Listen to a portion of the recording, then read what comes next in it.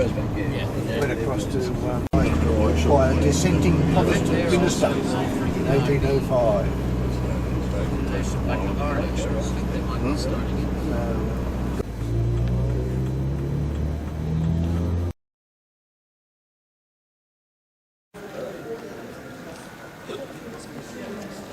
Yeah. Because they're obviously working on projects for the next 5, 6, 7, 8, 9 years. But that building was of about £5 million on that one building alone, with all its equipment in there.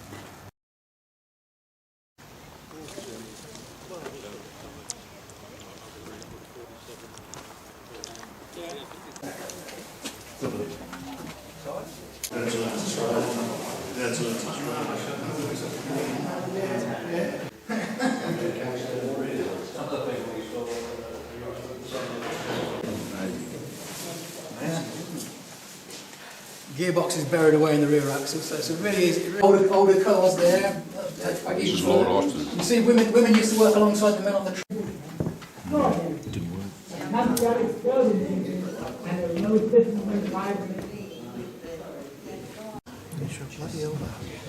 Herbert Austin was born at Little Missenden in Buckinghamshire.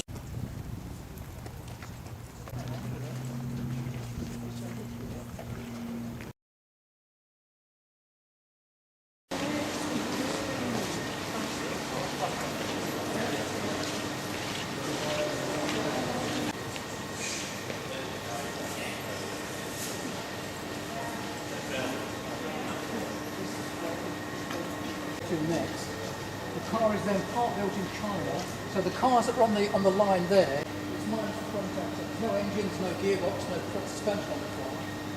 As it goes all the way around the production line, it comes up there, so then where the red hoardings are at the end where the black car is, that's the end of the production line. By the time it's gone all the way around the production process, we here do about 101 operations on the car.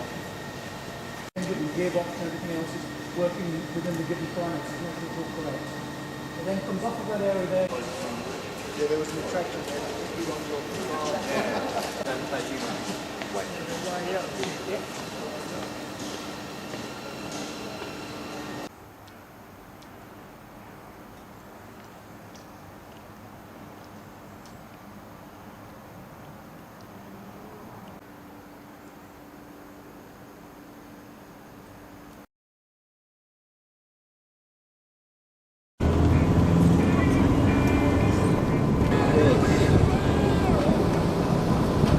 Your Christmas in?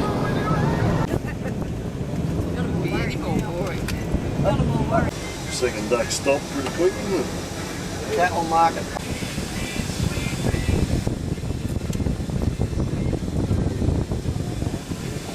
Wow. Something on fire. Cathedral on fire. Yep.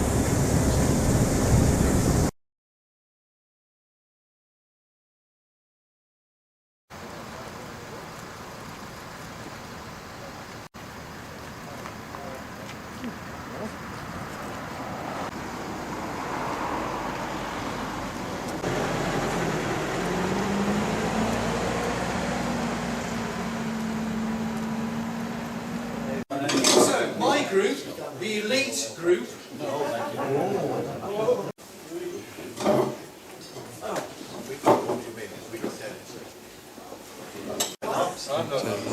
Oh, there you are. 30%, and he had two sisters. And one of the sisters died, so her siblings vote as well. So the 6 of them are major shareholders. And they had a bit of a falling out. Steve Morris, who rose from the ranks of an apprentice. Classes of siblings, parents, and grandparents. There's a galvanised chassis, which you'll see shortly, with an ash body. Now, head on, because you'll be an expert when you finish. Look at the gap between the cowl and the headlight here, and it's like that. New Zealand, South Africa, and Cyprus. They don't go to the USA. The reason they don't go to the USA is they don't have some. Believe it or not, these are the same cars, but different. The one's got alloy wheels, this one's got stainless.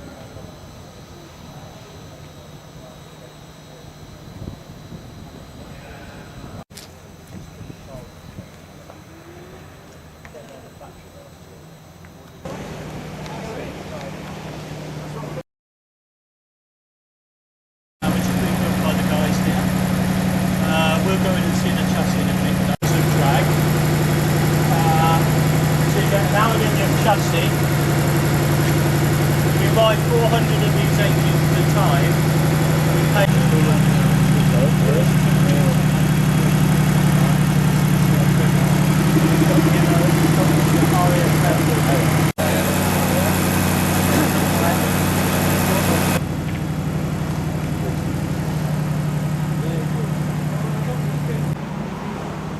Right, this is the 1940.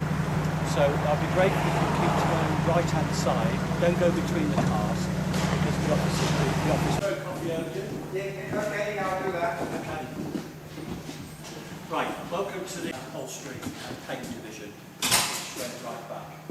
And then we moved our offices in. A GT3 European car. Two were built.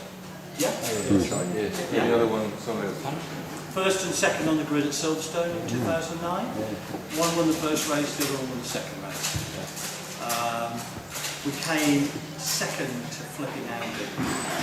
2 races from the end of the season that year. It's almost Aero Supersport width, more carbon fibre in it. If you have a look at it, it's been a little damaged because we've just taken it to Selsey Walsh up the hill climb, and then we took it to Silverstone. So getting it on and off the trailer has damaged it a little bit. It is driven by software packages, but it's still a goer. So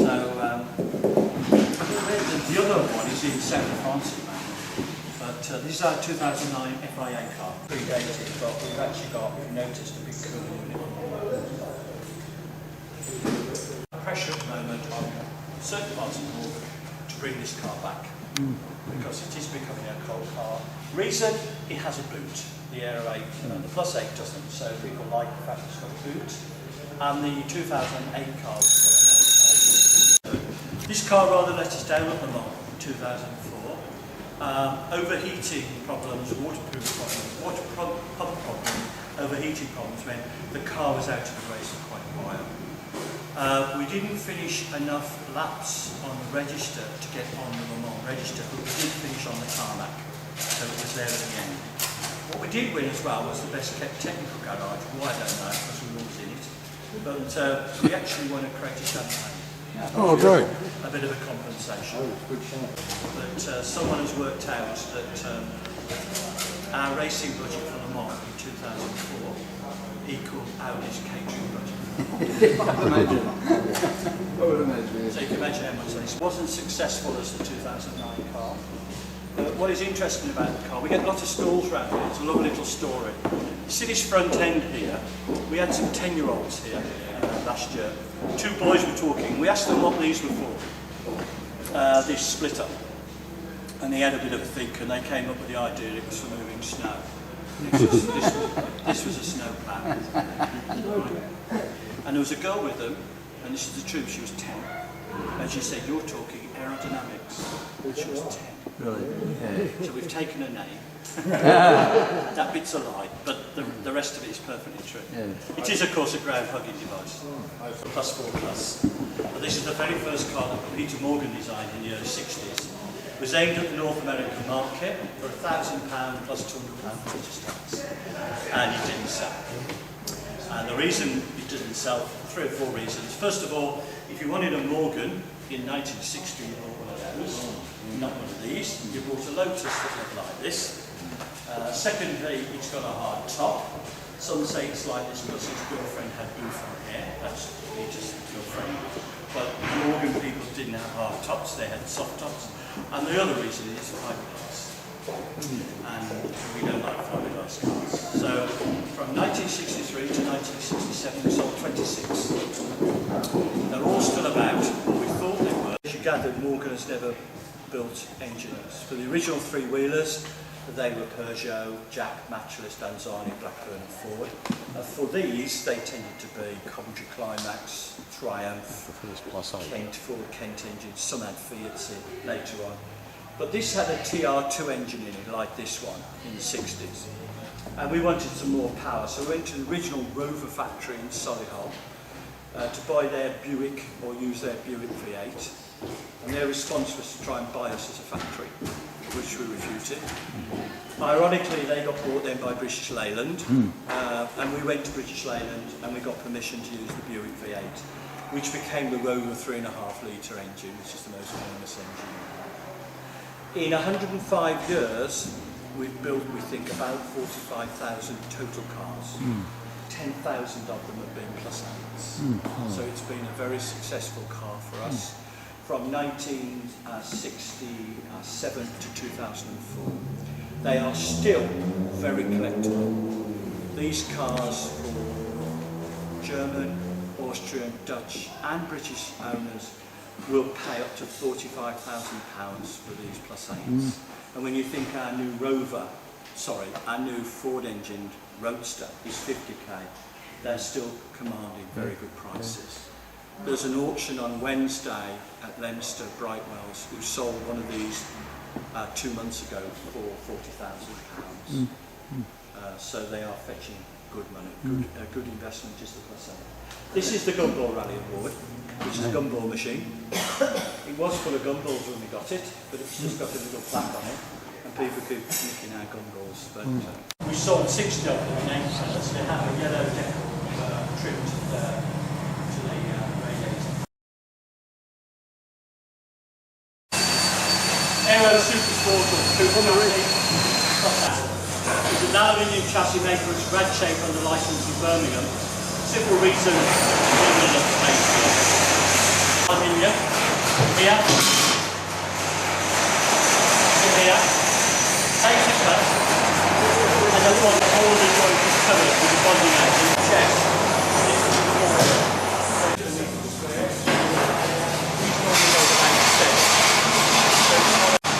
Millimetres of weight all round. The car will weigh 1,000 kilos with any scrap sector in it. Now Andy, in the factory, you'll see all the slides. And then when you get them, sorry?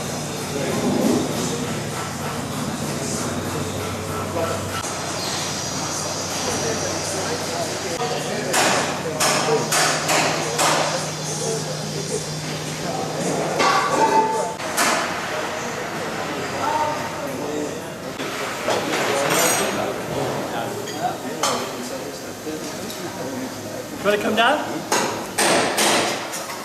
Welcome to Classic Chassis. This is the performance specification and tells me the spec and everything. What I want to show you is this. This is the quality assurance section. So there's a page here for every stage of the car build, and it was filled in by everybody who works on your car. This is your car. This is Richard and suspension in the factory here, made with the sliding pillars, aluminium inner wings.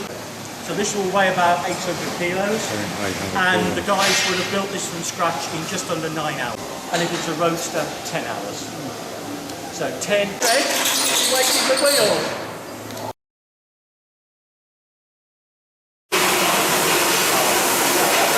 Plastic cars.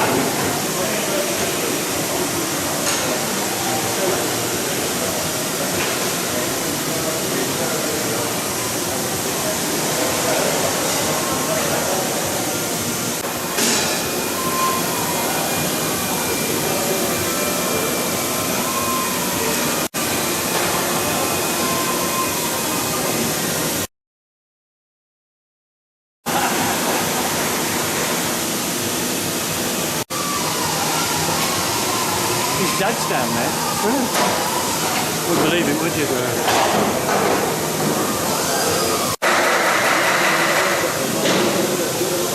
just article. So we've taken an ash frame.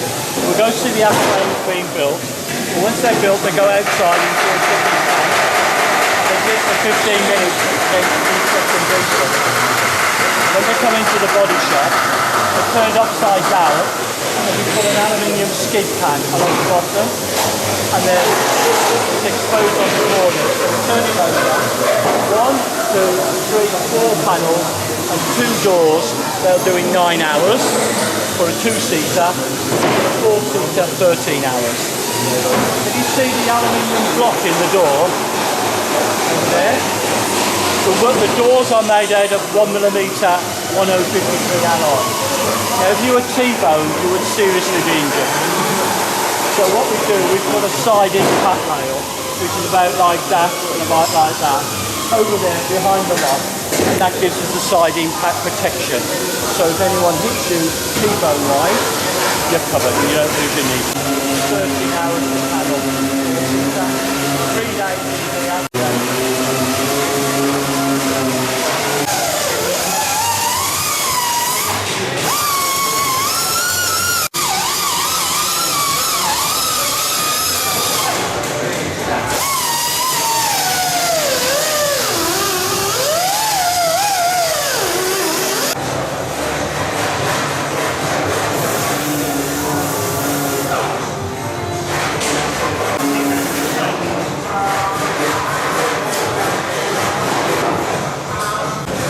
100 pieces of timber in any one frame. So this has come from the dipping tank. Can you smell it? Yeah. You just smell the preservative. So what we keep them outside obviously and dry them up. So stage 1 is the front, stage 4 is the back. So this is our new machine.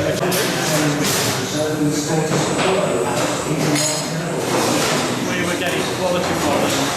I mean, these cars weigh 800 kilos.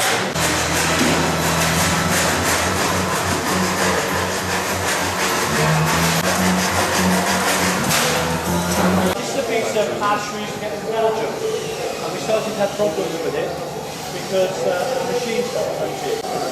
So this is a bit of Belgium ash. It's still got some shrapnel in it. We don't know whether it's theirs or ours. And this is a 2-2 bullet. So someone's been shooting rabbits, missed, and ended up in our tree. So we charge you extra for this. Yeah.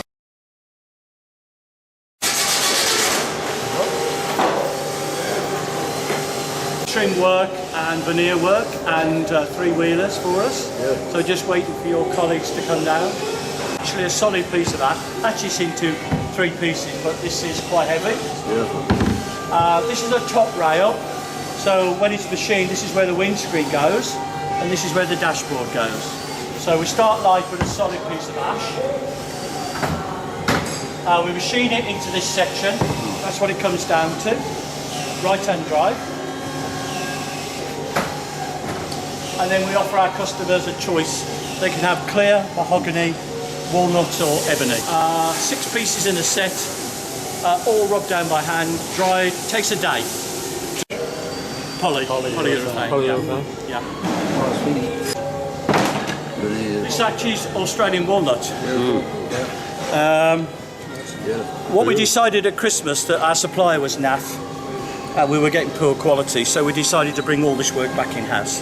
So this is one of our pilot fascias. You're not allowed to use solid timber, walnut ones, so it gives you an idea of pretty good what we can do. Dave did it, and he'll do this in a vacuum bag. So I'll show you the vacuum bags later on. And to get this shape, it's quite light, we put them on a former, we'll G-clamp the ends down, and then we put them in a vacuum bag, zip it up, suck the air out, toast it for 2 hours, comes out like that wide, then we rip it into these sections. Yeah, this gives us the spars for the 3-wheeler. What you're looking at, it takes us about 2.5 hours to build it. Then it goes off-site to people called Premier Engineering. They actually use blown aluminium panels, which they put onto here, and then it comes back 3 days in paint, half a day in upholstery, so in 4 days we've got a 3-wheeler bullet. Goes on the rack, ready to join its chassis. All in the video. Yep, yep. Machine them up. Now, 2 hours with the polyurethane. Take these are about 30% moisture content. Frames about 14, your furniture will be about 8 or so. So they're slightly damp, we don't wet them, we don't steam them. Glue them off, stick them in here, and after 2 hours they come out, like that. And then we machine them up to go into the frame. With a frame for 18 hours. So we can get these in 2 hours, and there are 6 joiners, so we need a 12-hour window. So we can keep up with production, mainly due to the curing content of the polymer. When we don't, we'll go to vacuum bags. But it's not the activity on these plants. Okay? This is in 1970. The House of Worcestershire College's brand new learning quarter, where beauty, fashion and art. With timber posts, they all got it in that. What they didn't realise, the stripes from it, and in the veneers were all the silver from the saltwood that way, and he made an absolute fortune. Because it was lovely hardwood with this very fine silk like over the years that he made. Get him on, boys.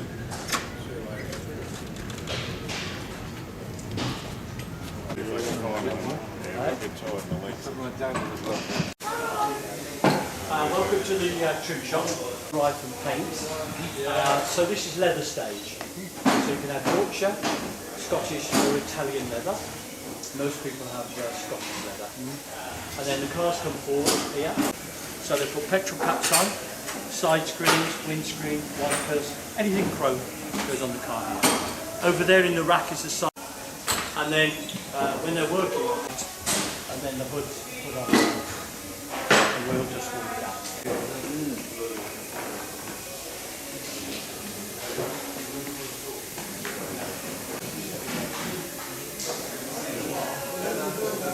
Mark it out with white tailor's chalk, and then the seamstresses who turn around here will sew it up. When they're going to fit it, they lay it over, pin it on the ply, sew it here. You lift this up, because when the hood's finished you can use this for shopping by pulling that over, lift it up, dropping it. So they'll pick this up, glue the back on, like that, come forward, glue the front, let it set, and then when they just push that down, that gives you the tension. To take the hood off, all you do is click back there and there, roll it back 20 seconds. Instead of 4 minutes and you get drenched with a 9-pin. This is no telling on a la Mazda.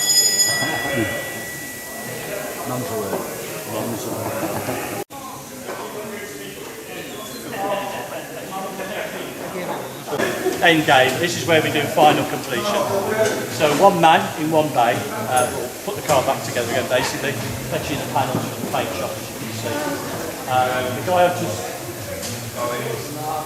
are our tester drivers. So their job, wire up the dashboard, put the steering wheel on, 25 mils over the road mils, 25 mils road testing, come back, up on the lift, calibrate it, tow it in, off-site, underseal it, back, quarantine, quality check, PDI, polish check.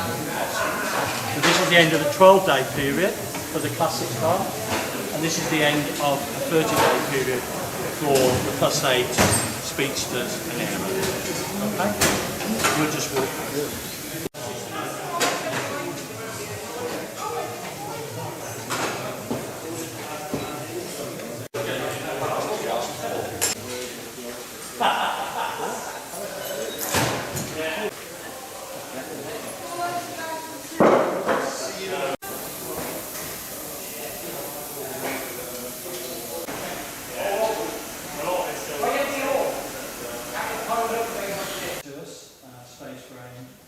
And the pedal assembly is moved so that the seat is fixed, So depending on two, you can actually move the seats over here. So here they are, which position you want. The beauty of these hand-built cars as well, with the greatest respect, there was a short lady with us earlier. We did one for a lady about 4 foot nothing last year, and she drove the car. So what we did, we built the seat up for her, and we built the seat up and a normal seat on the other side for the passenger. I saw her a couple of months later at a rally. She was fine with it. It was driving okay. So you know you can have now. But what we're struggling with is two of them on the +8 variation, which is doing over 100 miles between charges. So at the moment, this is only the 4th day we've had it. So we'll just tear around the system. It seems wrong. And we don't know it. Bombers in the war. And if you look up at the top, see the light? And then every so often on that side, you'll see a bracket with a roller. Yes.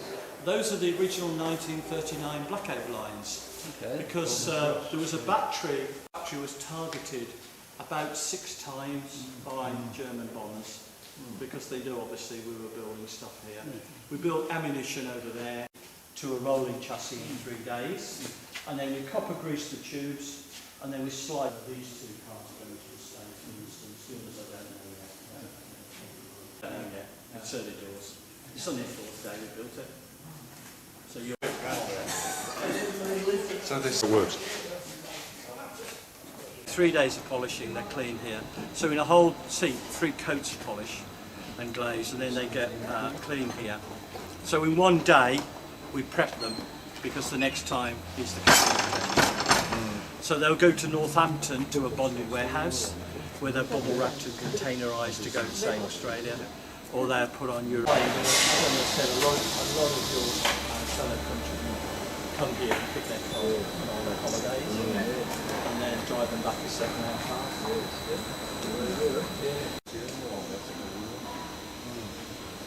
Picked up by the customer or transport off to Northampton. The 3-wheelers. They will shut down onto one pot in traffic, but what we did this year, we put a cooling device on them to stop them doing that. Okay, so There's you've got a big fan. There's a fan unit. Drawing through. You suck. Yes.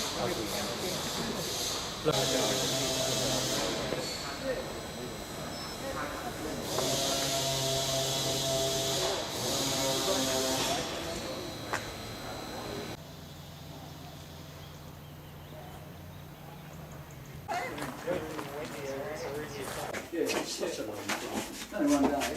Yeah, it's true. Only 1 day. But I normally say to you, welcome to stay here as long as you wish, but you haven't got much time. I'll tell you about 1 or 2 of the exhibits, and then you can have a read or go off. This is a 1910. 15 years of restoration here. It's tiller steered, sorry. So you steer it on the tiller. Twin jab, single ammo, bulb horn. Petrol tanks up here. This is the 1909 livery. And of course it's got a low and high gear. So you've got a lever on the side with a dog tooth and just pull it for top or bottom gear, depending on bottom or top, yeah. We hope to finish it this year, but we said that last year. But it's worth about £35. All had a stork emblem, cobra snake horn along the side here, fresh air intakes, believe it or not, which are turned round. This is an Anzani engine, and we have them also with a Blackburn, but it's not here at the moment. Some of these, this one, but this is an Anzani. We use this at most weekends. Bear in mind it was on a metal-clad car, no treatment, no underseal. The current one should last us 60 years. Beetle back water-cooled Aero Super Sports, 1400mm wide, not 17 as the new one. Charles drives this quite a lot for our PR events. He's 6'2", so he just gets in and out of this. To own these cars, though, nowadays is pretty impossible. You've got to, as you take to him, he'll build you a car. But it'll cost you about 80k, and he'll do 1 a year. And I don't know what his waiting list is at the moment. But nevertheless, it's the sort of the only one we ever did. The next automatic we did is in that area. Yeah, I think it's sometimes like. And it's a flat rad, 1953. It has a 10 brake horsepower Ford engine. Luna's probably bigger than that. A friend of mine has got one. We've done our best to replicate the office, except someone said to me, "Where's the electric fire?" Because in 1966 they came and there was an electric fire. I don't know, an electric fire, but it, you know, front bought them. Now their average flying time was 9 hours, and their average life was 14 days. Harry, being the pacifist, approached the RAF in 1918 and wanted to do something to recognise their contribution. So they allowed us to use the RAF wings on our badge. So this is this represents the lives of the flyers who lost their lives on the Western Front between 1914 and 1918. And there's the story, well, the story's not there, but the photographs are there. So we always remember that when we do that. That's it from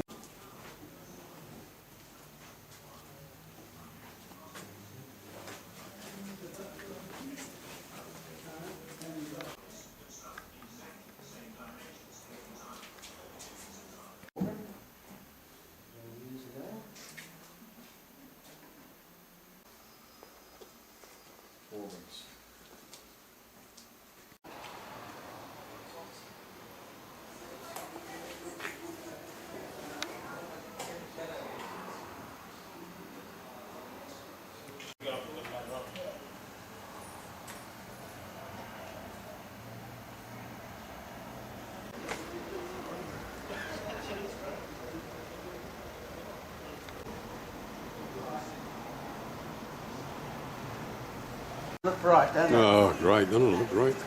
They're going to be worth about 70,000 Australia, Yeah. which is a lump of money, but they're very unique.